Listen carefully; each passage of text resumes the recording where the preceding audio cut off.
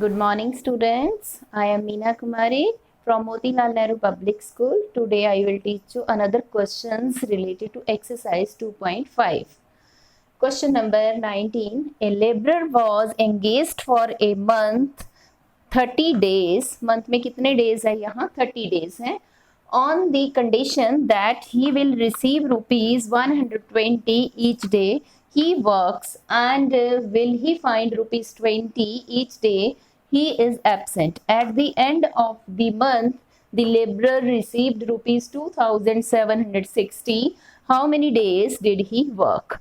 अब क्वेश्चन की स्टेटमेंट को क्लियर कीजिए कि एक महीने में यहाँ 30 डेज जो है मंथ में, आपने वही मंथ लेना है, उसी मंथ की यहाँ बात की गई है. तो क्या है कि एक जो लेबरर है उसको काम पे इस कंडीशन के ऊपर रखा गया कि अगर यदि वो काम करते हैं तो उनको एक दिन के लिए 120 रुपीज़ मिलेंगे. अगर यदि वो काम नहीं करते हैं, एब्सेंट रहते हैं, काम पे नहीं आते हैं, तो उनको डेली 20 रुपये फाइन लगेगा. तो एक जो लेबरर था उसको महीने के अंत में कितने रुपए मिले? 2760. अब हमने ये बताना है कि उस लेबरर ने कितने दिन काम किया. तो देखो बेटा, सबसे पहले देखिए डेज 30 है, तो हम मान लेते हैं कि उसने कितने दिन काम किया है वो x है, तो एब्सेंट डेज को ले लेंगे 30 माइनस x. देखिए इसकी क्वेश्चन की स्टेटमेंट को क्लियर करने के बाद हम इसमें लेंगे वर्किंग डेज और एब्सेंट डेज के. Let number of days the labourer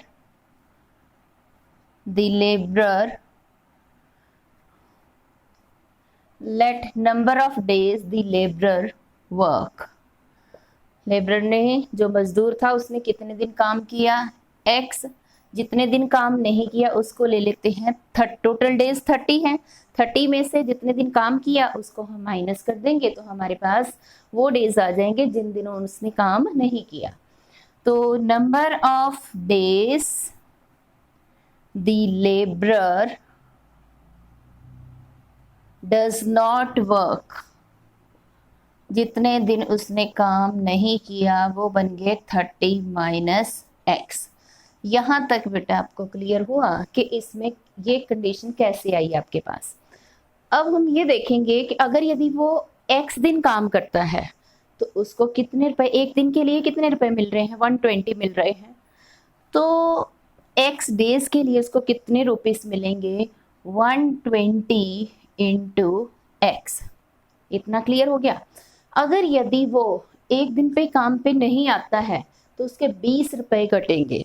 तो अब देखिए उसने काम पे कितने दिन नहीं आया? 30 माइनस x डेज नहीं आया. तो 30 माइनस x को हम मल्टीप्लाई कर देंगे 20 से. इतना क्लियर हुआ बेटा? समझ में आया ना आपको? अब ये टोटल अमाउंट, अब आप ये देखते हो आपके जो फादर हैं वो काम पे जाते हैं. अगर यदि वो महीने में सपोज करो 15 डेज नहीं गए, उनकी सैलरी में से 15 डेज लेस करते हैं. प्राइवेट सेक्टर में तो लेस होते हैं, गवर्नमेंट में उनकी हॉलीडेज में इंक्लूड कर देते हैं. अगर यदि प्राइवेट सेक्टर में आप ज़्यादा एब्सेंट रहोगे तो आपकी सैलरी कटेगी. तो इसी तरीके से क्या हुआ कि अगर यदि काम पे वो लेबरर आ रहा है तो उसको 120 रुपये पर डे के हिसाब से मजदूरी उसकी मिलेगी. अगर यदि वो एब्सेंट हो रहा है, काम पे नहीं आ रहा है, कितने दिन काम पे नहीं आया? यहाँ 30 माइनस x, एक दिन के लिए उसके 20 रुपीज़ कटेंगे. अब ये देखो हमने पैसे काटने हैं तो क्या करेंगे? माइनस करेंगे ना. इज इक्वल टू उसको कितने रुपए मिले? अब 2760. यहाँ तक अगर यदि आपको ये स्टेप क्लियर हो गया है तो आगे इस क्वेश्चन की कैलकुलेशन में आपको बेटा कोई भी प्रॉब्लम नहीं होगी. तो अब देखिए इसको हम सॉल्व करेंगे. देखो कैसे सॉल्व होगा. 120 को x से मल्टीप्लाई कर दिया, 120x माइनस 20 को 30 से मल्टीप्लाई किया 600, फिर माइनस 20 को माइनस x से मल्टीप्लाई कर दिया तो आपके पास plus 20x is equal to 2760. ये स्टेप क्लियर है बेटा? 120 में 20 प्लस कर देंगे। क्यों यही लिया? क्योंकि इसमें भी x है और यहाँ पे भी क्या है आपके पास x है। तो 140x बन गया माइनस 600 इज इक्वल टू 2760। तो 140x को आपने एक साइड पे रख लिया और 600 को आप दूसरी साइड पे ले गए, तो आपके पास क्या बन गया? दूसरी साइड पे जाके ये क्या बन गया? प्लस का हो गया। तो 140x इज इक्वल टू, इसको आप ऐड कर लीजिए 0633। अब x को एक साइड पे रखेंगे हम और 140 को दूसरी साइड पे ले जाएंगे। इससे आगे हम x की वैल्यू निकालेंगे। x इज इक्वल टू 3360, 140 को दूसरी साइड पे ले गए तो क्या करेगा? ये डिवाइड करेगा तो नीचे चला जाएगा। अब 14 के टेबल से हम 336 को डिवाइड करेंगे। 14 2 जार 28 एंड हमारे पास 28 आ गया एंड 14 4 जा 56, तो 24। इसका मतलब 24 डेज उस वर्कर ने क्या किया है? काम किया है। तो therefore number of days the labourer work, उसने कितने दिन काम किया है? 24 days. 24 days is your answer. Students, ये क्वेश्चन मैंने आपको घर से करने के लिए दिया था कि आपने ये क्वेश्चन खुद सॉल्व करना है, पर कुछ बच्चों ने ये बोला कि उनको ये क्वेश्चन समझ में ही नहीं आ रहा है कि इस क्वेश्चन को कैसे सॉल्व करेंगे। Hamid has 3 boxes of mangoes. Hamid के पास मैंगोज के 3 बॉक्सेस हैं। Box A contain 2 hold 1/2 kg more than box B and box C weights 10 hold 1/4 kg more than box B। अब देखिए क्या चीज़ कॉमन आ रही है, यहाँ पे भी बॉक्स B और यहाँ पे भी बॉक्स B। A का वेट भी B से ज़्यादा है और C बॉक्स का वेट भी क्या है? B बॉक्स से ज़्यादा है। If the total weight of 3 boxes is 48 hold 3/4 kg, find the weight of box A। आपने A बॉक्स का वेट निकालना है। तो हम क्या करेंगे? सबसे पहले किसके वेट को लेंगे?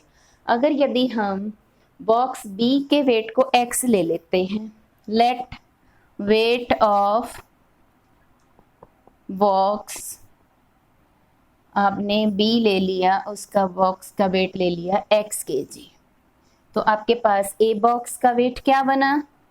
Weight of box A। A का वेट B से कितना ज़्यादा है?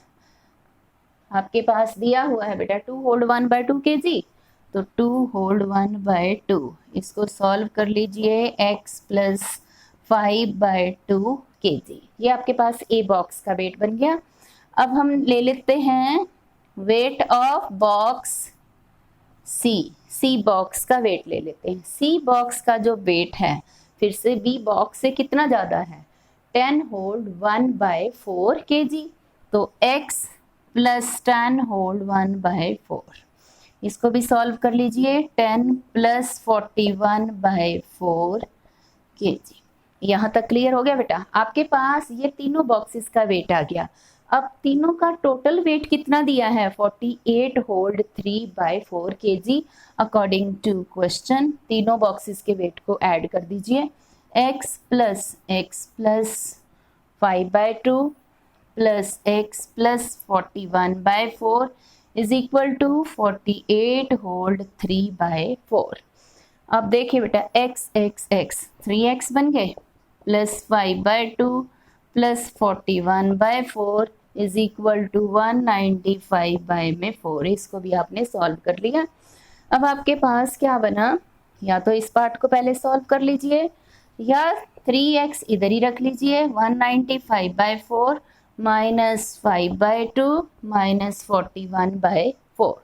अब इनका क्या ले लेंगे हम? एलसीएम ले लेंगे। देखो कैसे लेंगे एलसीएम। तो 3x इधर ही रह गया, एलसीएम लिया 4 2 4। इनमें से हमारे पास एलसीएम क्या आया? बड़ा नंबर क्या है? 4, तो 4 इज एलसीएम। 4 ही क्यों लिया? क्योंकि 4 का जो हमारे पास 2 है ये क्या है, 4 का फैक्टर है। तो हम 4 बड़े नंबर को यहाँ क्या लेंगे, एलसीएम लेंगे। 4 ले लिया, 4 को 4 से डिवाइड किया, आपके पास 1, 1 को 95 से मल्टीप्लाई कर दिया 95, माइनस 4 को आपने 2 से डिवाइड किया 2, 2 5 जा 10, फिर 4 को 4 से डिवाइड किया 1, 1 को 41 से मल्टीप्लाई कर दिया 41। अब आपके पास 3x इधर ही रह गया 195 और माइनस में कितना आ गया 51 बाय में 4। देखो 10 और 41 ऐड कर दिया, आपके पास क्या बना 51। अब इनको हम सब्ट्रैक्ट कर लेते हैं। जब आप इनको सब्ट्रैक्ट करोगे तो आपके पास 3x इज इक्वल टू, इसमें से आप जब माइनस करोगे 144 बाय में 4 आ गया आपके पास। अब इसको 4 के टेबल से आप कर दीजिए, कितना आया 36। तो x इधर ही रह गया, 36 को आपने 3 से डिवाइड कर दिया, 3 इधर जाके क्या करेगा 36 को डिवाइड करेगा, तो 12 आ गया आपके पास। ये किसका वेट है, ये है आपके पास बी बॉक्स का वेट है। और क्वेश्चन में पूछा किसका वेट है, ए का पूछा है। तो अब आप किसका वेट निकालेंगे, weight of box a box में आपने लिखा था x + 5/2। अब x की वैल्यू यहाँ रख दीजिए, 12 + 5/2, 2 एलसीएम आ गया 24 + 5 आपके पास बन गया 29 बाय में 2। अब इसको आप ले लीजिए, इसको सॉल्व कर सकते हैं। 14 whole 1/2 kg is your answer and that's